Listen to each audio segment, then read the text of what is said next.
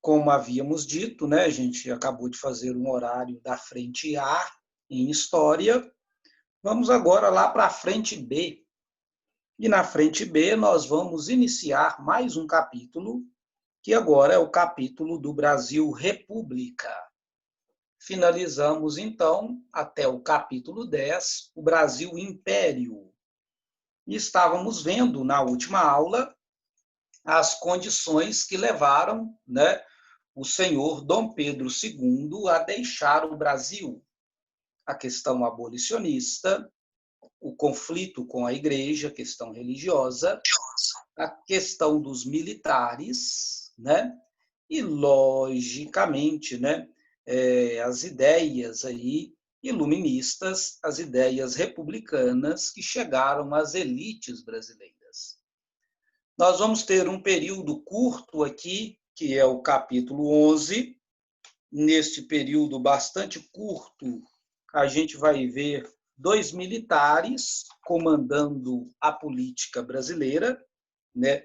Depois da saída em 1889, portanto, de Dom Pedro II até o ano de 1894, nós vamos ter 2 militares no poder. Um é o Deodoro, aquele que colocou para fora o Dom Pedro, o outro é Floriano Peixoto.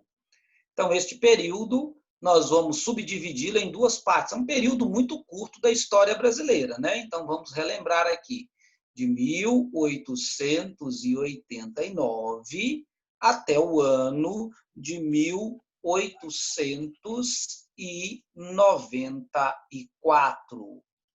Então, este período aqui, nós vamos ter um governo provisório.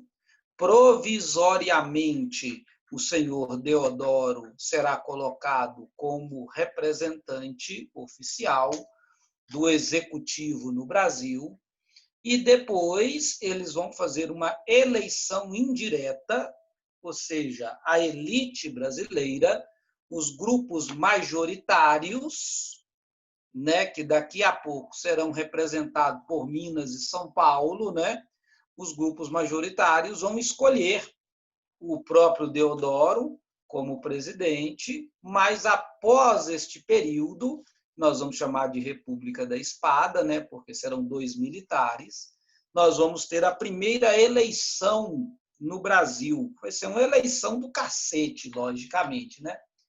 E quem vai vencer esta eleição será o senhor Prudente de Moraes, que vai ser um mineirinho, né? Então, ele vai ser o primeiro presidente eleito aqui do território brasileiro. Então, nós vamos nos focar neste breve período da história do Brasil, né? Que também é um período muito importante, é um período que a gente tem que estudar com muita atenção. Então, vejam aqui o que eu preparei para a gente nesse determinado momento. Então, a família real se foi, vai com Deus, né? Foram morar na França. Então, foi embora o Pedrão, né? Foi embora a esposa, né? Foi embora as filhas, as princesas, né? Principalmente a mais velha, a Isabel.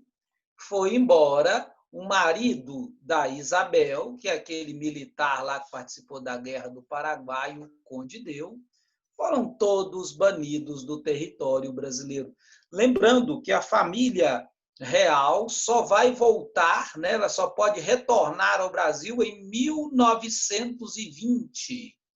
Eles foram banidos do território brasileiro por 31 anos. Durante 31 anos, eles tiveram que morar num palácio muito desagradável lá na França.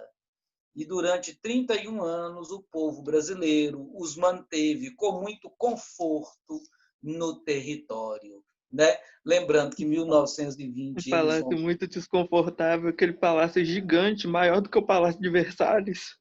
Aí, tá vendo? Fazer o quê, né? Mas o brasileiro Ué, merece, né? Maior do que o palácio do próprio rei da França. O rei da França tinha um palácio pequeno perto daquele palácio. Aquele palácio era imenso. É. 7 jardins. Você quer ver, chamar a atenção lá na Itália? Eu morei em Roma 5 anos. Chamar a atenção em Roma é a Embaixada Brasileira. Né? Embaixada Brasileira é um prédio vitoriano, deve ter custado uma fortuna ao governo brasileiro. Numa praça lá de Roma, chama praça, não sei se é a Praça República, Praça Barbieri, uma praça lá de Roma, mas é um palácio gigantesco, é uma coisa impressionante, né? Então, o Igual o Brasil, palácio da ele família não real. gasta, Gustavo, o Brasil O não palácio gasta com os seus real é monstruoso. cidadãos, mas o Brasil gasta com os seus diplomatas, com a elite. Eles tinham realmente uma casa bastante confortável. Eu falei como brincadeira, tá? Mas realmente a O, o, casa deles palácio, era muito o confortável. palácio lá era tão grande que chegava a ter 10 torres. O Isso aí. palácio. Que 10. bom, você está bem informado. Parabéns. Aí o que acontece, meu caro estudante? Veja bem aqui, né, meu amigo? Então, a família real então vai poder voltar. E é tão interessante, tá? Já que você gosta desses detalhes, tá, Gustavo? Deixa eu te dar mais um detalhe. Em 1920, quando a princesa Isabel voltou ao Brasil, ela entrou no STF, no Supremo Tribunal Federal. Ela averbou uma causa que ela queria de volta o Palácio do Rio de Janeiro. Ela queria de volta para a família real o Palácio do Guanabara. Tá? Agora a sentença saiu. A sentença saiu no ano de 2020. Olha que legal, o STF demorou mais de 100 anos para julgar o pedido da princesa Isabel. Então, ela já tinha morrido em 1921. 99 anos depois da morte dela, saiu a sentença. Né? E a sentença deu ganho de causa ao Estado, para não perder o costume. Né? A sentença dizia que o Palácio Guanabara foi construído pelo povo brasileiro, então pertence ao povo brasileiro e aos seus representantes, e a família real não tem nenhum poder sobre ele. Então, aí está. Então, a gente não vai ficar preocupado com a família real, é só curiosidade que eu estou apresentando para vocês. Né? O que me interessa nesse capítulo aqui é a República da Espada. Só para mostrar para vocês, como curiosidade, aí, um pequeno detalhe histórico aí sobre a família real. Então, nós vamos estar no período aqui da República da Espada, é o primeiro período republicano no Brasil. Logicamente, tudo no Brasil é muito difícil, tudo no Brasil é muito complicado. O Brasil não é para principiantes, né? Como diria Tom Jobim. Então, o Brasil é muito complicado, é muito difícil de entender, é um período muito amargo, né? É um período de muita instabilidade, seja instabilidade na política, porque os grupos hegemônicos estão tentando se organizar para estar no poder, e, logicamente, aqui vai nascer os ideais da política do café com leite, que nós vamos ver na sequência, que vai ser o capítulo 12. Nós temos também uma instabilidade econômica muito grande, né? Apesar do Brasil já ter um produto que é o café, o Brasil agora também deseja investir em indústria, e esta é a mentalidade dos militares e a mentalidade positivista. Né? Então, e o Brasil não tem uma pessoa no poder que representa o povo. O primeiro que vai representar o povo, o primeiro presidente eleito vai vir só depois de 5 anos. Né? Então, a gente vai ter muitos conflitos para a gente trabalhar e para a gente resolver. Sem falar que a Marinha está muito descontente com o que aconteceu. A Marinha ficou de fora. Então, a Marinha era muito amiga de Dom Pedro. Dom Pedro viajava muito para a Europa nos navios da Marinha. Dom Pedro gostava muito da Marinha. Então, a Marinha era muito favorável ao Brasil Império. E agora quem deu o golpe foi o Exército. Quem está bem é o Exército. E a Marinha faz biquinho. A Marinha faz trombinha, né? Fica de trombinha, então sisuda. A Marinha ficou de fora. Então, a Marinha vai fazer até 2 revoltas que nós vamos estudar agora. Então, nós vamos passar pelas duas partes. Pelo chamado governo Professor, provisório, diga. vamos mostrar, por acaso, a revolta que aconteceu em Florianópolis durante Também. o segundo lá do Floriano Peixoto? Inclusive, a cidade de Florianópolis vai mudar de nome, né?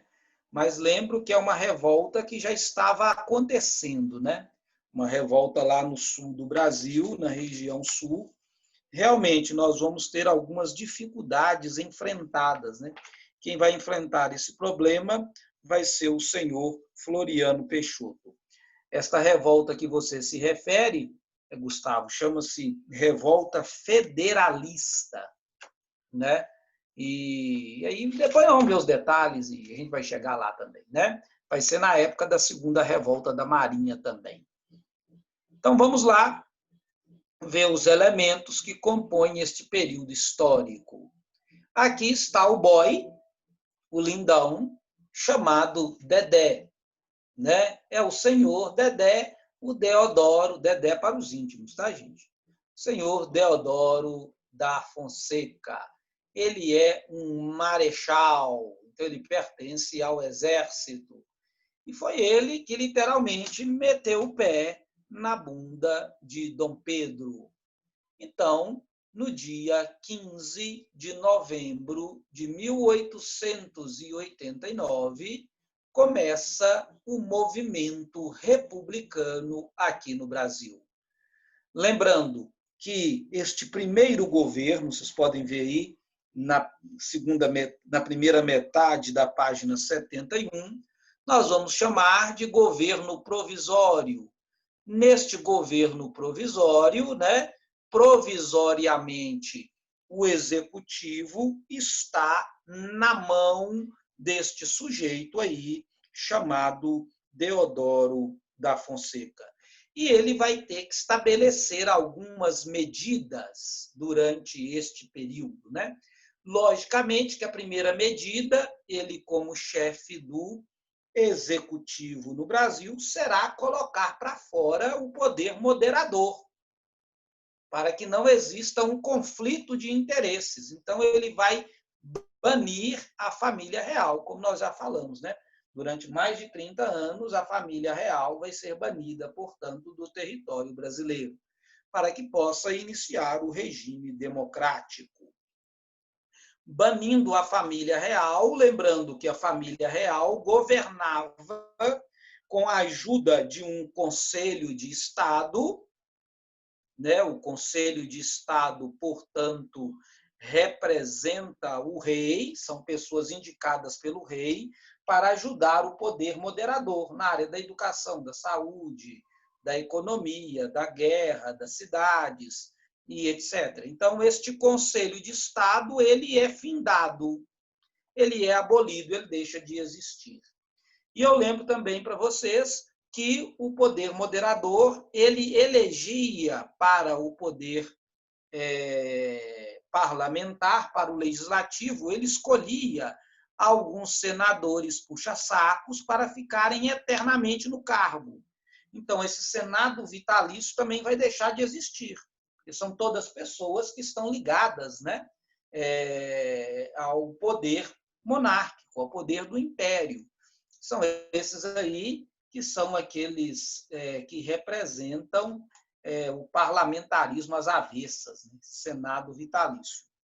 Então, ele também deixa de existir, né? A gente tem outras atitudes importantes também tomadas pelo senhor Deodoro, como, por exemplo, a dissolução da Câmara dos Deputados e do Senado, porque eles pretendem uma nova eleição, né? Uma nova eleição, isso será muito importante. Lembrando que aqui no Brasil, né, eles não estão nem aí com novas eleições, porque as eleições são ganhas com muitas falcatruas. Você tem que lembrar que nós estamos em pleno período de funcionamento do coronelismo. Então, não tem problema convocar novas eleições, não vai causar estresse nenhum. Praticamente os mesmos serão reeleitos posteriormente, né? Logicamente. Para acalmar a Inglaterra, os Estados Unidos e a França, o Brasil reconhece os compromissos financeiros, isso é muito importante, né? O Brasil, então, fala que vai pagar as dívidas externas. O Brasil, então, não quer dar calote em ninguém, evidentemente. Nós vamos ter ainda a criação de uma nova bandeira.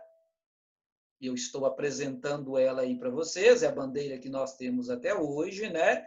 É a bandeira com o slogan positivista. É a bandeira onde está escrito ordem e progresso. Veja aí, manteve as cores da bandeira imperialista, mas mudou o formato e etc. Logicamente, ele tem que convocar uma Assembleia Constituinte, e eles pensam justamente em dar o poder, neste primeiro momento, ao Legislativo, né? O Legislativo, então, vai achar por bem manter Deodoro, mas nós vamos ter a convocação dessa Assembleia Constituinte para que, a partir do momento que o Brasil tem uma Constituição, o sistema possa ter legitimidade. Então, é uma coisa muito importante também. Outros elementos, outras tomadas de atitudes importantes de Dedé foi a separação do Estado com a Igreja. Tá bem? Então, ele não aceita mais o padroado. Né? Então, do mesmo modo, então, se nós não temos o padroado, também não teremos o beneplácito. Né? O Estado também não interfere na igreja. Lembrando que essas pessoas que tomaram o poder no Brasil são positivistas, e um dos temas do positivismo é justamente se contrapor a qualquer conceito, a qualquer ideia religiosa. Então, a criação do chamado Estado laico, né? Então, é o iluminismo, os conceitos iluministas triunfando aqui dentro do Brasil. Outra atitude do governo de Deodoro é justamente que os imigrantes que residem no Brasil vão ganhar nacionalidade. Não se menciona os negros, né? Os negros não têm documentos de identidade. Os negros foram alforriados em 1889, parece até uma vingança da elite contra os negros. Os imigrantes passam a ter documentos, passam a ter direitos cidadãos, né? Os negros, infelizmente, não. E neste primeiro momento, ele vai nomear os governadores para as províncias brasileiras. Ele mesmo vai nomear estes personagens, porque só depois, num segundo momento, é que nós vamos ter a eleição com a participação das pessoas. Tá bem? Então, esta aqui foram as atitudes políticas que ele tomou enquanto governante provisório do território brasileiro. Então, ele está tentando organizar o Brasil enquanto república. Enquanto república, precisa-se, né, de uma legitimidade dada pelo povo. Isso vai acontecer nas eleições. Meu caro estudante, né? Então, aqui são as atitudes políticas tomadas por Deodoro, mas ele também vai tomar uma atitude econômica. Esta atitude econômica é bastante pitoresca. Ele vai tomar a atitude já no primeiro ano, né, em 1890, que ele entrou no poder. Ele vai nomear este sujeito que eu estou mostrando a fotografia para vocês, esse bonitão aqui. O nome deste bonitão é Rui Barbosa. Rui Barbosa vai ser eleito em 1890 como ministro da Fazenda, para cuidar da economia brasileira. Lembrando que a economia brasileira está em frangalhos, né? A economia brasileira tem o café, mas é uma economia que não tem assim um produto forte, tudo quanto. Então, ele vai iniciar um projeto econômico. Lembrando que na mente de Rui Barbosa e do governo que está, o Brasil deve agora passar do sistema agropecuário para o sistema industrial. Então, Rui Barbosa tinha em mente que o Brasil tinha que desenvolver indústrias. Rui Barbosa tem em mente que o Brasil tem que investir na área urbana. Rui Barbosa tem em mente que os trabalhadores terão que ser assalariados e tudo quanto. Então, ele está tentando criar uma nova realidade aqui dentro do Brasil. Então, para que aconteça esse desenvolvimento econômico, ele tem que aumentar a quantidade de dinheiro que circula. Então, ele começou a emitir moeda. Então, foi a primeira atitude dele. Por que ele começou a emitir moeda? Porque assim os brasileiros poderão investir na indústria. Porque assim poderão nascer as primeiras indústrias dentro do território brasileiro. Né? E além de emitir moeda, claro que a emissão de moeda tem um lado muito negativo. Né? Então, a emissão de moeda, ela aumenta a inflação. Então, nós vamos ter um aumento inflacionário, porque tem dinheiro circulando. Na verdade, o dinheiro ele é artificial, ele não paga realmente a mercadoria, e a mercadoria tem que aumentar de custo. Então, é inflação.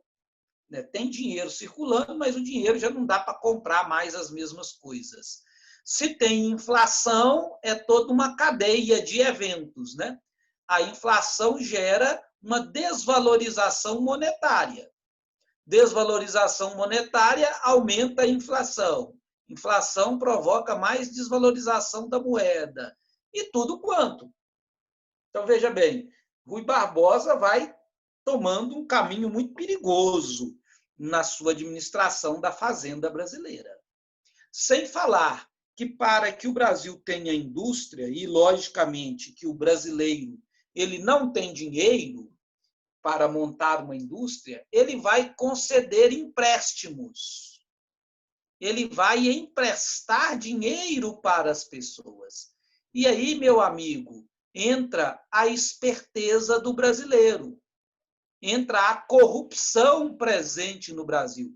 As pessoas começam a fazer documentos falsos para pegar dinheiro. Ou seja, as pessoas nunca vão pagar essa dívida. As pessoas vão criar empresas falsas, indústrias fantasmas, para obter o crédito. A pessoa pega o dinheiro, põe no bolso e some na braquiária. Não faz indústria, não tem emprego, daí a pouco, o pouco recurso que o Brasil tem, ele se esvai.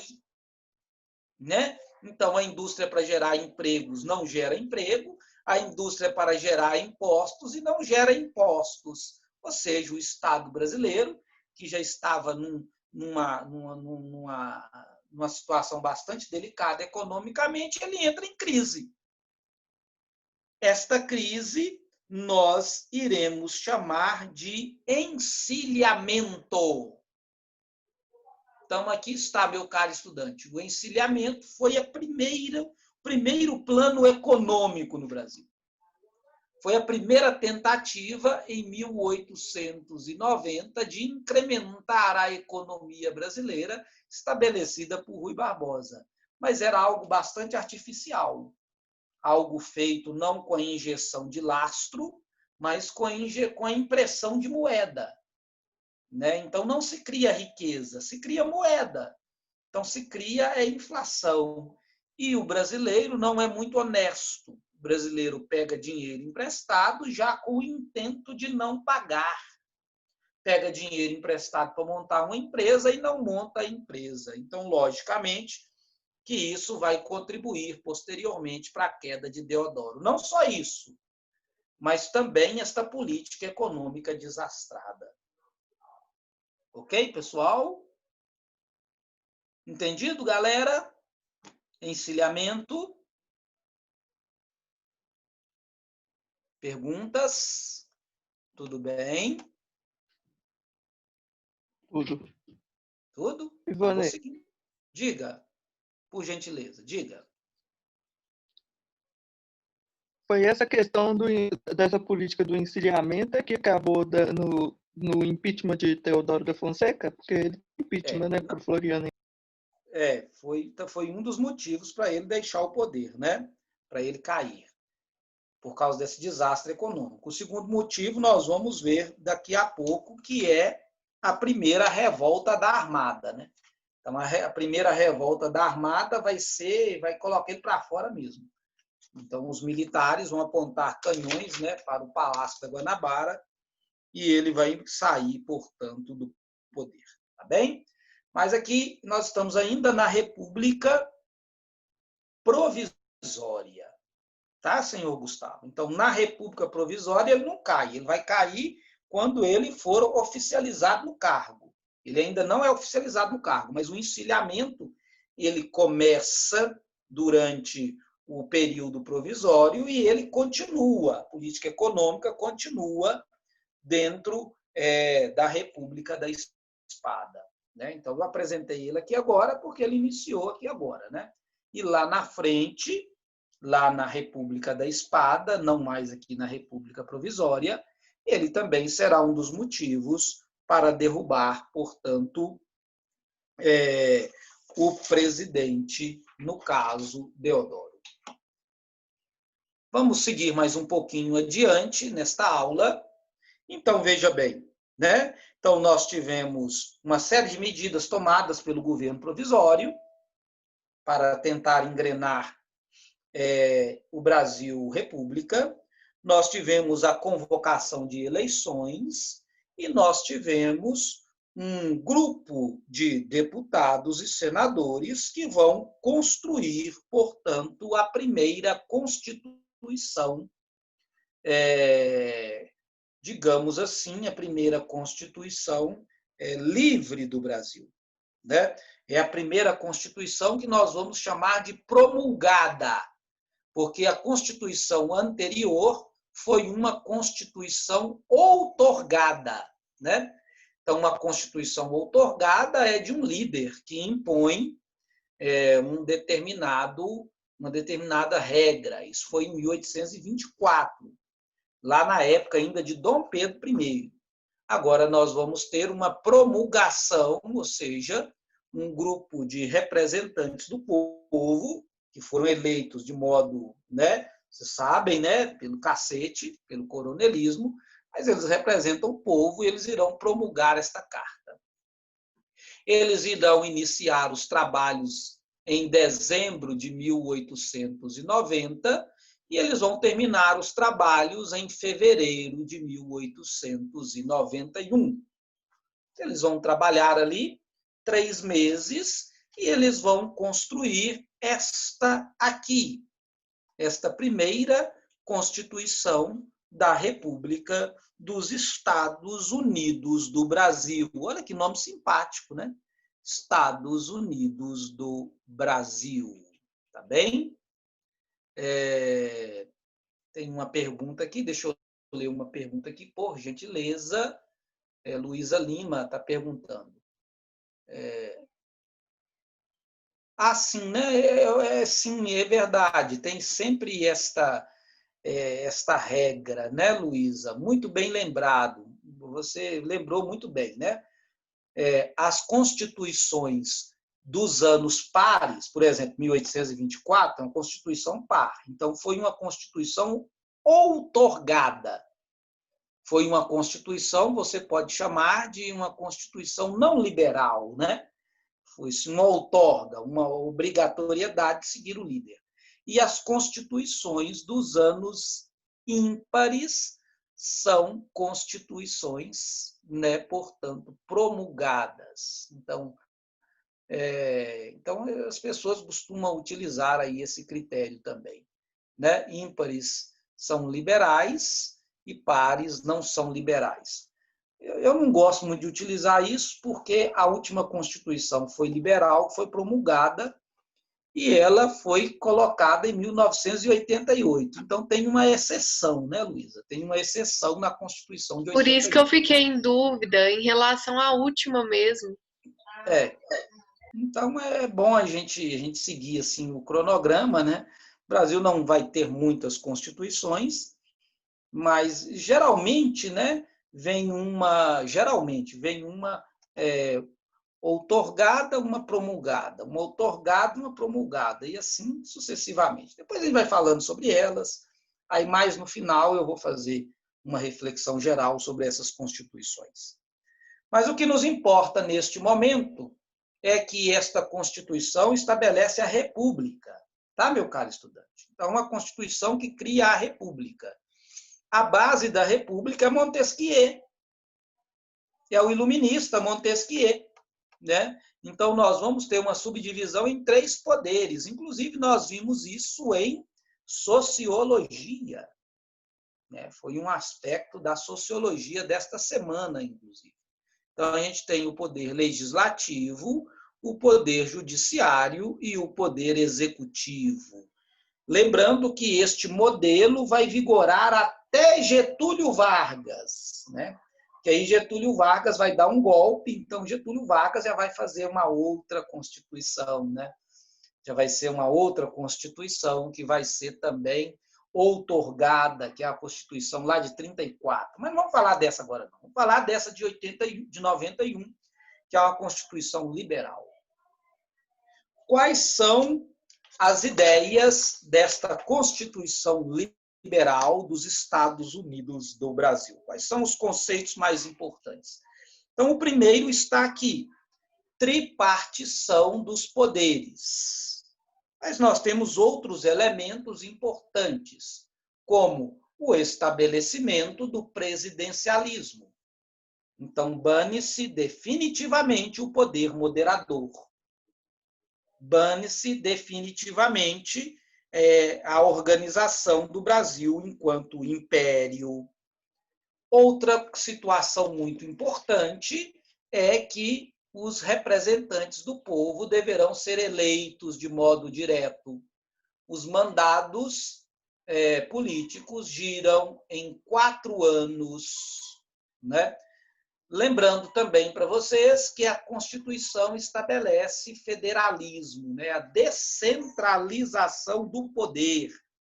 Cada unidade da federação também vai ter o seu poder executivo e o seu poder legislativo, né? Então, é um elemento importante que nós vamos ter aqui, o federalismo. Esse federalismo dá autonomia para os estados da federação. Com relação ao voto, uma coisa muito importante é que o voto ele tem um sufrágio universal, desde que você seja homem. O sufrágio universal aqui não abraça as mulheres, só os homens maiores de 21 anos de idade, né? Alguns não podem participar. Como o Estado aqui agora é um Estado positivista e não gosta da igreja, então os padres não podem se candidatar. Soldados também não, né? Somente altas patentes militares. O soldadinho raso não pode, não. E os analfabetos também são deixados de fora. Então, o Brasil é uma república, mas é uma república excludente. O Brasil nunca foi integralista. O Brasil nunca integrou as pessoas, sempre deixou determinadas categorias de pessoas de fora. É uma república, mas não é uma república total, né? É uma república de privilégios. É uma república para alguns. Lembrando, inclusive, que o voto ele não era secreto, ele era conferido pelo coronel e não existia justiça eleitoral. Não existia justiça eleitoral, existia uma comissão para verificar os resultados. E muitas vezes a comissão mudava o resultado da eleição. Ou seja, as práticas fraudulentas eram comuns nesse período para manter os grupos oligárquicos no poder. Tá bem? Mas, de todo modo, nós vamos ter aí, né, uma Constituição promulgada uma Constituição republicana. Com a Constituição, então, não tem por que o governo ser provisório. Então, os deputados e os senadores no Rio de Janeiro irão se reunir e vão dar o poder para Deodoro da Fonseca. Mas isso aí é só na semana que vem. Nossa aula finda-se aqui e na semana que vem irei falar sobre o governo legitimado pela Constituição do senhor Deodoro da Fonseca. Tudo bem, pessoal? Colocações, perguntas?